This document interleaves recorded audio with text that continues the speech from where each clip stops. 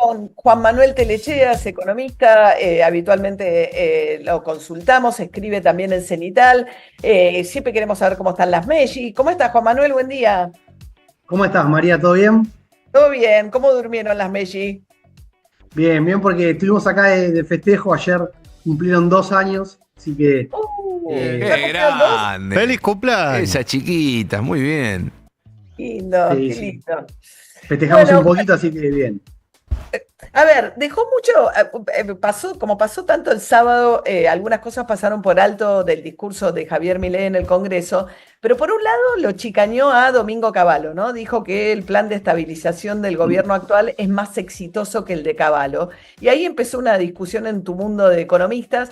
En realidad lo que pasa es que, claro, venía de una hiper de 1.400, no sé cuánto era la inflación en la época en la que agarra Cavallo.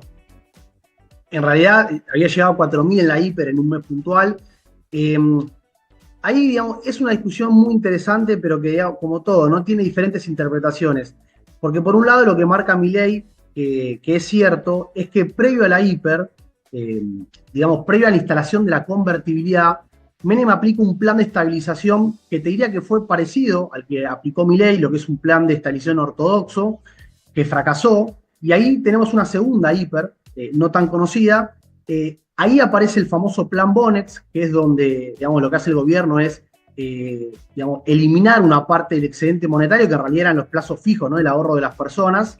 Recién ahí se instaura la convertibilidad. Entonces, el punto que me parece que hace ahí Milei es reconocer la clara, digamos, el claro impacto estabilizador de la convertibilidad, pero lo que él dice es, mirá, fíjate que para llegar a eso hubo una confiscación de los depósitos, ¿no? Es decir, para quitar ese circulante excedente hubo que eliminar parte de los ahorros de la población, cosa que nosotros no hicimos.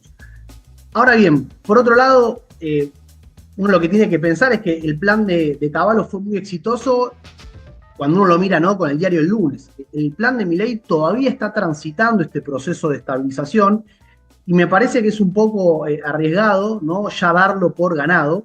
Cuando uno mira la historia económica argentina se da cuenta que la inflación es un problema muy complicado y que además es un problema que lleva mucho tiempo erradicarlo, ¿sí? En todos los países de la región vemos que eso llevó mucho tiempo. Y es más, sin ir más lejos, la inflación actual, que viene bajando de manera sostenida, todavía se encuentra en niveles elevados en términos argentinos, pero también en términos de la región. Entonces, claramente la inflación no es un problema solucionado y obviamente que en el medio está el fantasma de la devaluación del tipo de cambio, que es obviamente el factor que podría desestabilizar todo este proceso. Así que, digamos, yo creo que todavía me parece que es justamente como decía vos, ¿no? Es una chicana más que una realidad. Me parece que hay que esperar a ver cómo viene, pero claramente son dos situaciones muy distintas para poder comparar. De hecho, él mismo dijo, ¿no? En un momento del discurso que, claro, pasa todo, pasa tanto que algunas cosas pasan de largo, pero él en un momento dice, bueno, hay que entender que los procesos tampoco son siempre lineales, como dando a entender, y después a la noche, cuando habló con Majul, dijo, bueno, la inflación de febrero no sé cómo va a venir porque pegó mucho la carne, ¿no? Como la idea de que incluso había como una admisión de que en las últimas semanas subió el riesgo país, bajaron las acciones, digamos, había en el discurso de Milei alguna admisión de que, bueno, de que hay que ver qué pasa, sobre todo con el número de inflación de febrero.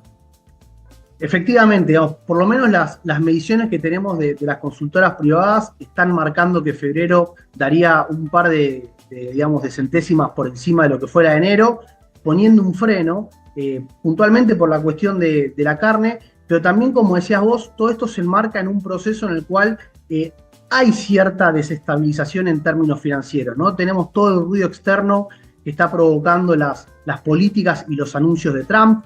Tenemos que recientemente en la última licitación del Tesoro tuvo que subir la tasa de interés en Argentina, lo cual eso es un dato que de alguna manera marca que está reconociendo que hay una tensión con el dólar y que trata de usar la tasa de interés para tratar de contener eso.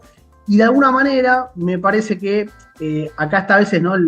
La propia trampa en la que se impone el discurso del gobierno, que es anunciar todo con bombos y platillos, decir que venimos bárbaros, y bueno, después cuando tienen que recular, porque reconocen que en este momento estamos transitando, no estos, podríamos decir, estos saltitos de la economía, bueno, tienen que salir a reconocerlo porque si no después es más difícil poder justificar el programa.